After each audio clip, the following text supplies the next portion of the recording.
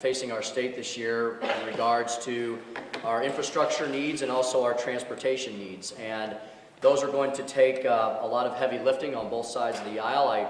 I view this as an important policy discussion to have, and one that is not partisan at all, and that's why I think you all know by now I've created a special committee this year to look into the various bonding proposals that are being offered to address both our infrastructure and transportation needs. I've asked our ranking, I believe you're the ranking budget member now, is that right? Rank or rank? Whatever you want to call yourself. Yeah. My good friend Chris Kelly will chair that committee. In addition, his vice chair will be Representative Lincoln Huff. We have the budget chairman here, of course, as well, Rick Stream, and our rules chairman, Jeannie Riddle. They're all supporting the idea of having a discussion on this topic. I can tell you that as far as my concern right now is this is big picture at the moment. The committee will begin meeting, and they will be the ones that will dive into the weeds. The bonds, if they're approved, would of course have to be submitted to the voters for final approval, but our suggestion would be at the outset we would look at financing construction at our college campuses, repairs at state mental health institutions and office buildings, and as I mentioned, perhaps even this could be one of the components for our transportation needs.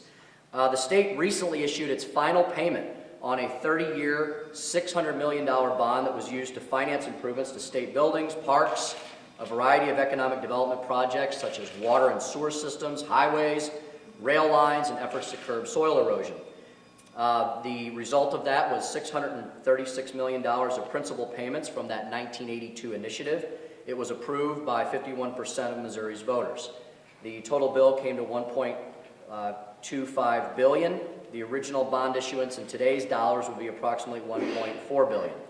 The House did consider a proposal in 2009, but that plan did not make it through the Senate.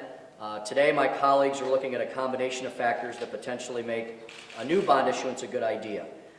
Money is a commodity, and right now money is at historically low interest rates. We have historically low construction costs, and more important is we have a desperate need to improve aging infrastructure. Projects that have been discussed year in and year out but remain on the books. In 1982, the interest rates at that time were between 8 and 9%. That makes this proposal this year look like an extremely good bargain, given that our rates are a third of that right now on the market. We have a major need for construction projects on college campuses, repairs at the state mental health institutions, and mental health is something I've spoken often about as one of the issues that I would like to put the focus of our administration on. Office buildings, and again, a pressing need for roads and highway improvements. The fiscal fact that the state made its final payment in October on the Third State Building Fund means millions of dollars that have been committed to old debt payments are now available. Our sound fiscal management, which the governor and I are on the same page as far as wanting to trumpet and talk about, is that our state's maintained its AAA bond rating, a rating that is higher than the federal government's, and I believe the top rating. Missouri's debt service on its outstanding general obligation bond amounts is currently around $77 million. That number will drop dramatically to $12 million by 2003. Moody's Investor Service ranks Missouri's per capita debt load among the lowest in the nation, far below the national average. Finally, the positive aspects of this are we can actually put people to work almost immediately because, as I mentioned, these projects are on the books, and all of the institutions that I mentioned simply revamp their project wish list every year, and they're ready to go as soon as the General Assembly puts something on the ballot, and which would hopefully be supported by a majority of Missourians. That 1982 initiative I mentioned, it created 17,000 construction jobs over 5 years, with that ripple effect of 40,000 jobs in other segments of Missouri's economy. I think it's safe to say that with the amount of needs we have this year, we could have an even larger impact in creating tens of thousands of jobs, countless opportunities in a long-term fashion. We're going to be cautious as we work through this. We know that we are the stewards of the taxpayers' money, but I believe that one of the missions of state government is to make sure that commerce continues to roll, that government is largely out of the way on that, and providing the much-needed internal infrastructure, whether it's in buildings, or horizontal construction on the roads, is a mission that I think we need to definitely consider. So I have both Representative Kelly and Representative Huff here today also to answer any specifics and where they think they might originally take the committee, if you'd like to make a few comments. Mr. Speaker, I am so grateful to you for being willing to take the leadership on this issue. This is, by a long shot, the biggest jobs program, perhaps in the history of the state of Missouri. And plus, its long-term ramifications have only positive effect on the state. We need the nurses, we need the engineers, we need the doctors, and we need the science building at Missouri State University. Those are the kinds of projects that we'll get into, and Representative Huff and I are honored by your confidence. Thank you. Absolutely. Representative Huff, if you'd like to say a few words. No, I'm just to echo our chairman and happy to have the support of our budget chairman, Rick Stream, also in this endeavor. It means a lot to me that that our leadership here in Missouri will take the lead on a project like this and move forward. So I look forward to working on it. I appreciate your confidence, and I think it'll be good for the state and good for a lot of the communities in this state. As you can hear, the bells are ringing, but we'll try and take a couple of questions. Okay, how big is the bond issue? You got some legislation there ready to propose? The bill we have now is the same bill that Senator Schaefer has in the Senate. Where it goes is going to be an organic process that our committee, the Budget Committee, and ultimately the floor will work on. The Speaker has instructed us to try to find a way to deal with the transportation issues. As he said, we don't have all the answers for him yet, but working with the committee members, we're going to try to find the answers and try to fit these two things together appropriately. What is the revenue stream then to pay this off? Right in the non-highway portion of it, we will not need to look at any taxes at all. If we do highways, we don't know the answer. Mr. Speaker, when we talked about this in December, you were speculating maybe this is a 2-year deal. Are you still thinking that? Is this a 2-year thing, or do you see bond issue coming out, get on the ballot this year, and an appropriation next year? You know, I understand how big of a project this is, so my tenure is 2 years, so that's sort of my time frame. If we're so fortunate enough that we can come to a compromise this year with our Senate colleagues, then I'll be more than happy to have something of this magnitude pass in 1 year. But I know that with the magnitude of this and the amount of jobs it can create and the amount of opportunities, I'm not going to rush this unnecessarily. Would you like to piggyback this on the June special election that's already going to be held? Oh, likely not.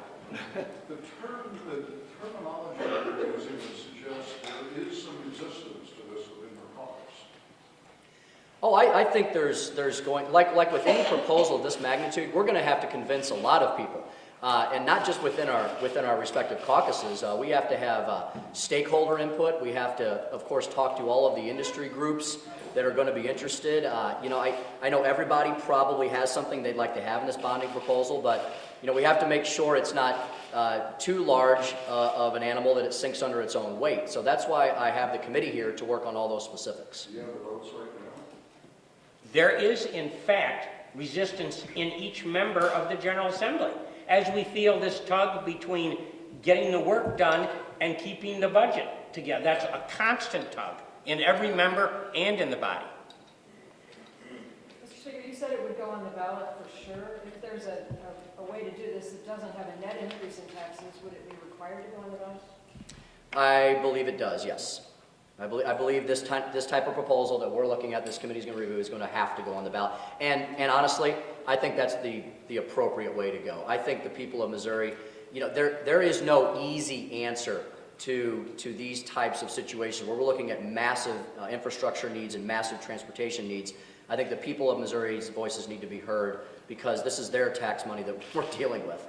Question for perhaps Representative Riddle, but it sounds like Fulton State Hospital is one of the priorities for this bill. How far does that need to go? Replace the hospital? Can you work with what's already there? Well, we've been doing that. This hospital was built in the mid-1800s, and thankfully, mental health policies have changed from mid-1800s to now.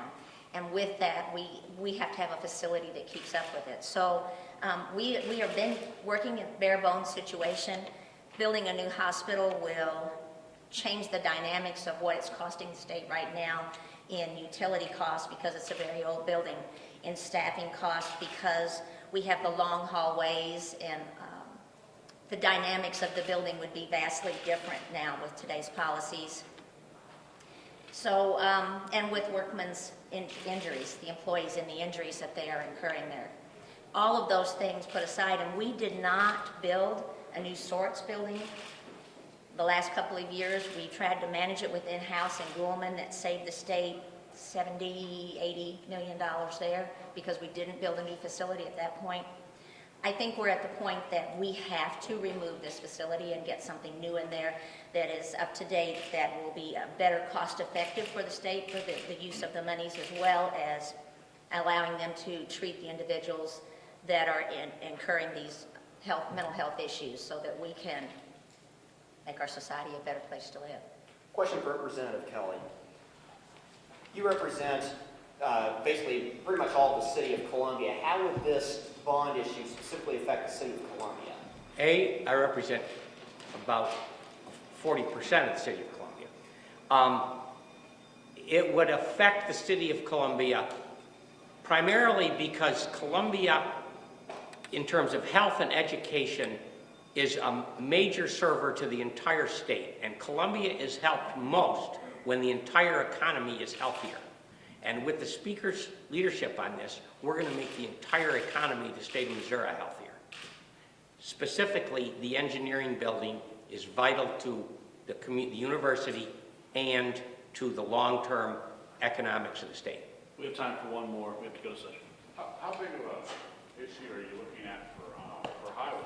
I mean, and this is in the $900 million, $950 million range. Is that adequate for highways?